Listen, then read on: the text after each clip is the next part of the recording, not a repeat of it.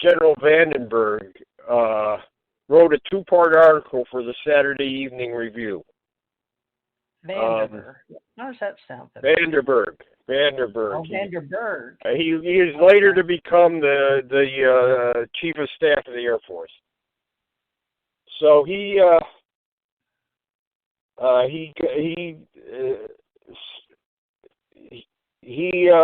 was friends with Sidney Shallot. Sidney Shallot wrote a lot of articles favorable to the Air Force, and one of the things that Vandenberg wanted him to do was to write an article on UFOs for the Saturday Evening Post. Oh, so they're going public with their findings now. Yeah, back in the 40s. Shallot wanted to do it in 48, but Vandenberg kept putting him off. So in 49 he said, do this. Right, yeah, but I'm going to explain how the Navy and the Army were involved here. Okay.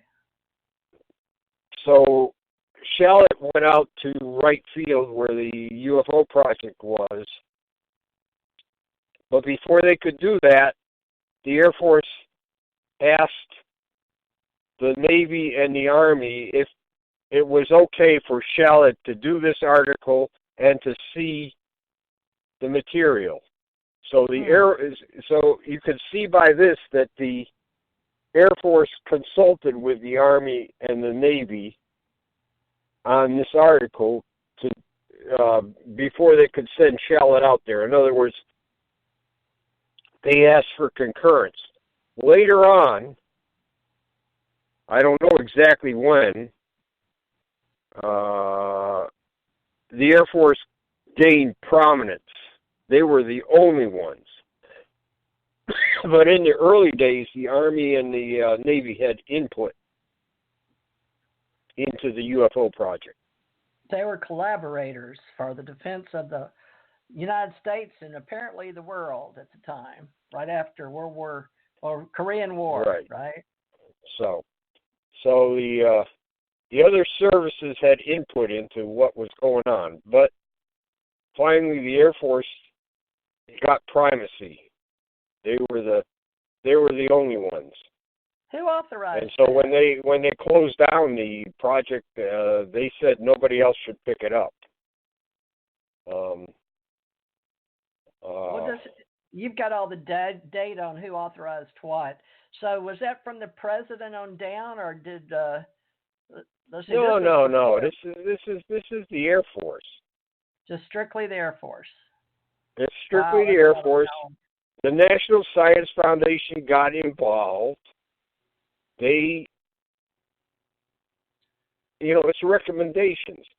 The National Science Foundation recommended that the Air Force's ideas be accepted. They, it wasn't, when a lot of intelligence going into it, they weren't joint collaborating. It was just Air Force says, and this New York Post idea is going to be telling everybody how we're going to think together, I guess, with the public. Sounds like a railroad. Railroading, but okay. So you together.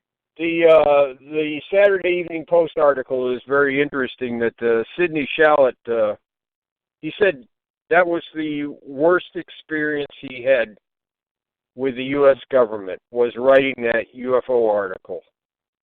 It's a two-part article. It's in the Saturday Evening Post, and of course it was during Project Grudge, so it was very negative. And well, back down there, the Saturday Evening Post was what's what, right? That was the cat's meow, or that was what. Yeah, that was one of the big ones. It was. I guess you might say it's number 3 or number 4. You go Life, then Look. Yeah, it's no longer around, but it was at one time one of the. It was up there in one of. And remember, people didn't have televisions then. Right, we actually read magazines to know things.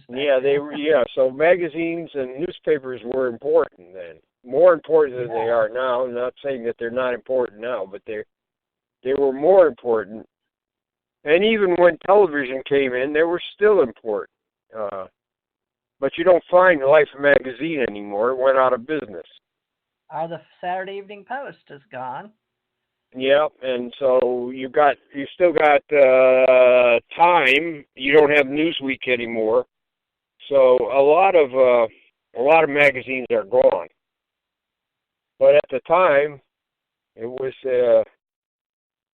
a pretty good media. So as a historian, a lot of millions of people subscribe to these magazines. So you see the importance of the government wanting to use that as a platform to say this is how it's going to be, folks, and let it just go from here, huh? Well, let's not go with it. Let's not go right there. Let's not go there at all. Okay. It's General Vandenberg and a guy named Mr. Leo, who is the head of information, Pentagon information. These two guys are the guys that get with Sidney Shallot and say, hey, we think you should write an article on this. And it's mostly Vandenberg's idea, and Mr. Leo is constantly needling Vandenberg. He said, when are we going to do this article? When are we going to do this article? Vandenberg said, well, I got a few other things for Sidney Shallot, but we're going to get to it. Okay. So finally, in 1949, he said, okay, Sidney, we think it's time for you to write this article. So,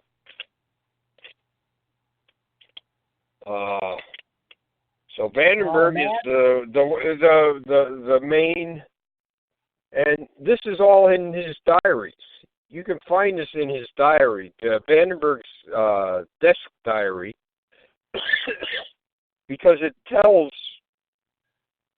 He had numerous meetings with Mr. Leo and Sidney Shallot, and then a lot of meetings just with Sidney Shallot by himself, and the items discussed are there, and some of the discussion is there. So this is all in General Vandenberg's diary. Okay, so you have a copy of General Vandenberg's diary, or do we? No, I do not. I have. I went to the Library of Congress and looked at the diary. Wow. And I made because it's not like a book. It's every day all the things that he did are in this diary. Okay, so at 9 o'clock he meets with General Twining, and 10 o'clock he meets with General LeMay, and 11 o'clock he meets with Hillenkotter, the chief of the CIA, and 12 o'clock he goes to lunch with some of his staff. So that's the kind of thing that's in his diary. And every day it's the what happened those days, what he was doing at that time. Well, thank you for sharing that. That sounds pretty important, and it is. And people went and looked at 1947 because at the time Roswell was the big thing. That's the only thing if you were a ufologist, that's the only thing you should be interested in. And there was a hoaxed disc that happened in Texas, and people went and looked in 1947 in the diary, and they found that entry, and that's the only thing they looked at. So they didn't look at further along what happened with. There's not, General Vandenberg was not much. He didn't do much about UFOs except with Sidney Shallot, and that's in there. And there's a number of things when he, was involved with Sidney Shallot, and that took going through, turning page after page after page after page. A lot of pages. Now, people wrote General Vandenberg about UFOs. Mostly it was civilians, reporting UFOs, and of course those things. There was a log of what kind of letters came in. It wasn't complete, unfortunately, but like I said, people wrote to him. People in the public wrote to him about UFOs, about seeing them and everything. And of course, they were just the letters were just sent to right field. So he didn't answer those. As the standard or gold weight in ufology for Roswell set the benchmark, I get, because we had Foo Fighters and Orbs and all of that prior. No. The whole thing with Project 47 was to stay away from Roswell. Oh, okay. When I proposed Project 47, at that time, if you talked about UFOs, 90% of the talk was Roswell.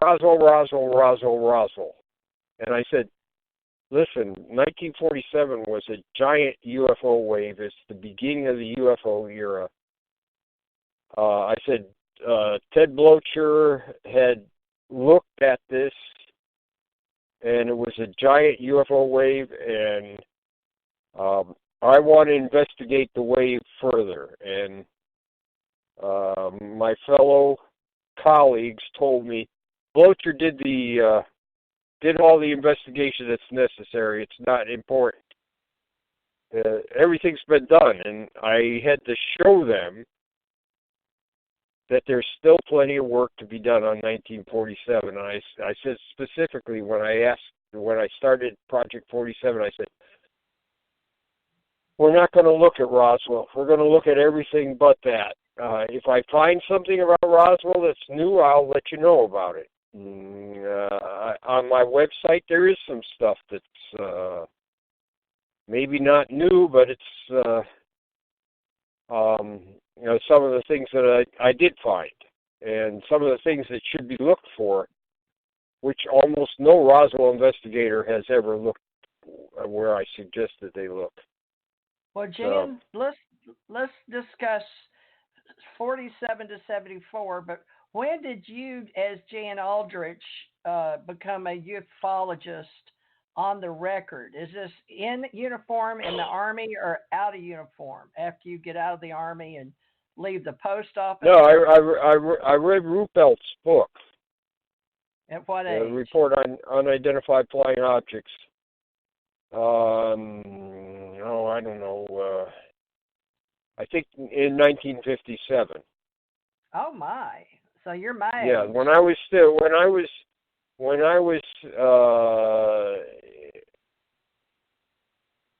in junior high. So it made me curious. So I started reading other books. Okay, so you were bound by something else. So Edward Ruppelt, born 23 to 60, U.S. Air Force. Now, tell people what you're talking about with Edward J. Ruppelt, because that changed your reality. He was in charge of the UFO investigation at Wright Field from